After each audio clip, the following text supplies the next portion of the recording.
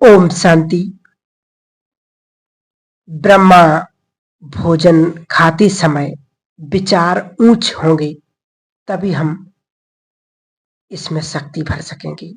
इस विषय पर मधुबन से ब्रह्मा कुमारी शीली दीदी का अनुभव है। किसी ने पूछा कि जो माताएं परिवार में रहने हैं, ज्ञान में अकेली चलती हैं, वे सबको राजी करते हुए कैसे चलें? तो उत्तर, बाबा कई बार कहते हैं कि जोश भले हो, लेकिन जोश के साथ होश भी हो। परिवार में मिलनसार बनना होता है। आगे पीछे सोच समझ करके प्यारा भी बनना जरूरी है, फिर न्यारा भी बनना है। बैलेंस जीवन में हो। किसी को नाराज करने से तो हम समस्या स्वरूप बन जाते हैं, ऐसा नहीं बनो। कपड़ों की बात आती है तो बाबा कहते हैं भले रंगीन कपड़े पहनो, शादी में भी जाना होता है। बाबा कहते हैं भले जाओ, फैमिली में रहते हैं हम, सूखे सन्यासी नहीं। निभाना भी पूरा है, साथ साथ अंदर से एकदम न्यारा रहना है, क्योंकि हमको पता है कि ये सब कब्रिस्तान होना है। जो जुड़ाव हो, प्यार भी पूरा बना रहे, और उत्तरादाय जो हमारा उत्तरदायित्व है वो पूरा निभाएं। फिर न्यारे भी रहें, जिसको बाबा कहते हैं कमल फूल समान जीवन हो। छोड़ो भी कुछ नहीं, लेकिन फंसो भी नहीं। फिर पूछा कि सतयुग में हमारा भोजन किस प्रकार का होगा? उत्तर, सतयुग में हमारा आहार सात्विक होगा। सब कुछ खाएंगे, लेकिन तला हुआ या सड़ा हुआ नहीं। हम फ्रेश खाएंगे। बाबा कहते हैं वहां जूस भी फलों का बहुत सहज मिल जाता है। जिस टेस्ट का चाहिए वही जूस मिल जाता है। सब कुछ फ्रेश होगा, तब तो हम हेल्दी रहेंगे। पकाएंगे भी, लेकिन सोलर एनर्जी काम करेगी। फिर प्रश्न पूछा कि ब्राह्मण जीवन में ब्रह्मा भोजन का नियम पालन न करने से क्या नुकसान होता है?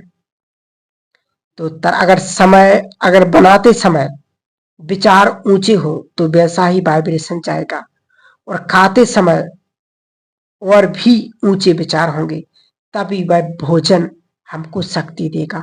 हमारे रोग भी मिटते जाएंगे, स्वास्थ्य भी बना रहेगा। इसलिए अन्न की तो बहुत परहेज चाहिए। हम योगी आत्माएं हैं। योगी तो भगवान को स्वीकार करा के स्वीकार करते हैं, परमात्मा की याद में पकाते हैं, परमात्मा की याद में खाते हैं, तो योग भी बहुत अच्छा लगता है। परमात्मा की याद सहज होती है, खुशी भी होती है। इसलिए हमारा यह नियम बहुत जरूरी है। गीता में लिखा है कि आपके सामने भोजन आए, अगर वह भगवान को याद करके नहीं खाएंगे तो आप चोर गिने जाएंगे। तो यह भी चोरी है। अगर भगवान की दी हुई चीज हम उनको स्वीकार नहीं करा रहे। फिर प्रश्न पूछा, जब आप विदेश में गए और शुरुआत में इतनी सारी सुविधाएं नहीं थी, उस समय आप लोग कैसे करते थे? तो उत्तर में, विदेश में अनाज तो मिलता था, आटा भी मिलता था, खुद भोजन बनाते थे। मुझे याद है जब पहली बार वेदांती बहन और मैं सन 1974 में अफ्रीका गए, तब वहां बहुत ईश्वरीय सेवाएं थी, इसलिए खाना पकाने का टाइम ही नहीं मिलता था। कभी सूप बना लिया, कभी जूस बना लिया और पी लिया, ऐसे करते थे। धीरे धीरे भाई बहनें पक्के होते गए, तो फिर माताओं की मदद मिलती गई।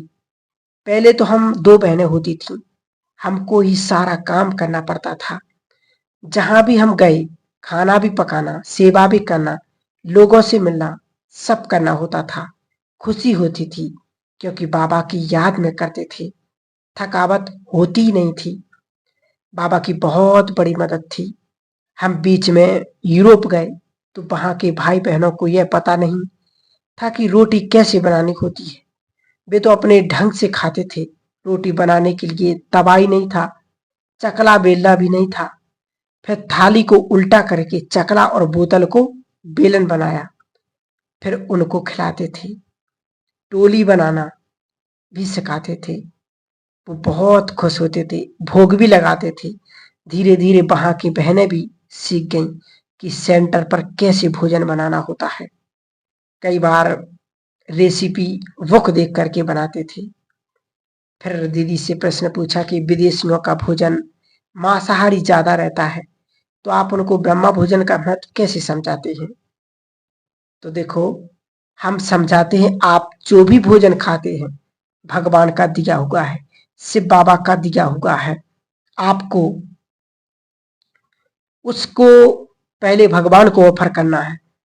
तो जो आप बाबा को ऑफर कर सकते हैं वही खाना है, वही बनाना है, प्यार से बनाना है। तबीयत ठीक नहीं तो सोचें आज बाबा को खिचड़ी का भोग लगाएंगे। इस प्रकार पहले बाबा को याद करना, अपने को नहीं देखना।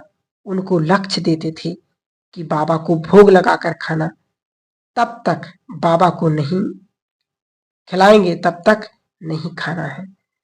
फिर पूछा कि शाकाहार के लिए भी लोग डिबेट करते हैं, पेड़ पौधों के भी जीवन होता है, जब जानवर को दुख होता है तो पेड़ पौधों को भी दुख होता है ना?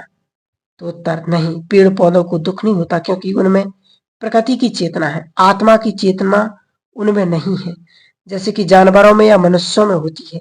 पेड़ पौधे हैं मनुष्य के खाने के लिए, प्रकृति ने पेड़ पौधे बनाए ही है मनुष्यों के लिए।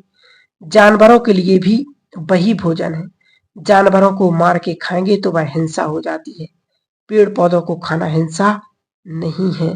बाबा कहते पेड़ पौधों में भी लहसुन प्याज तामसिक है, वे नहीं खाने, क्योंकि शरीर के अंदर उत्तेजना आती है, विकार की उत्पत्ति होती है।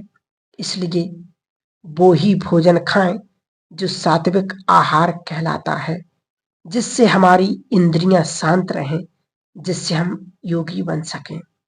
फिर प्रश्न पूछा कि बाबा ने संदेश दिया कि 1 साल के लिए आपको अनाज स्टोर करके रखना, क्या अनाज इतने लंबे समय तक रह सकता है?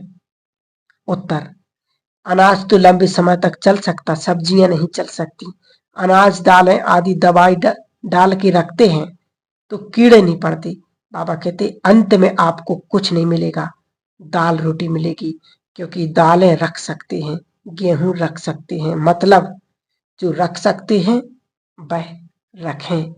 ये बाबा का डायरेक्शन है कि अंत के समय में हम खाने के लिए क्या क्या रखें, और बाबा अंत समय में दाल रोटी किन्हें देगा। ये बहुत सुंदर विषय है जो हम सभी बाबा के बच्चों को विशेष इस बात पर बहुत बहुत ध्यान देना है कि कैसे भगवान अपने बच्चों की पालना करेगा, कैसे अपने बच्चों को सहजता से उन्हें साक्षात्कार में इतना मग्न कर देगा कि बाबा कहते उन्हें विनाश का कोई पता ही नहीं पड़ेगा कि विनाश कब हो गया है। तो इस प्रकार से बाबा हम सभी बच्चों को विशेष सावधानियां भी देते, क्या खाना क्या नहीं खाना। तो जरूर आप सभी भाई बहनें इस बात को समझ गए होंगे। ओम शांति।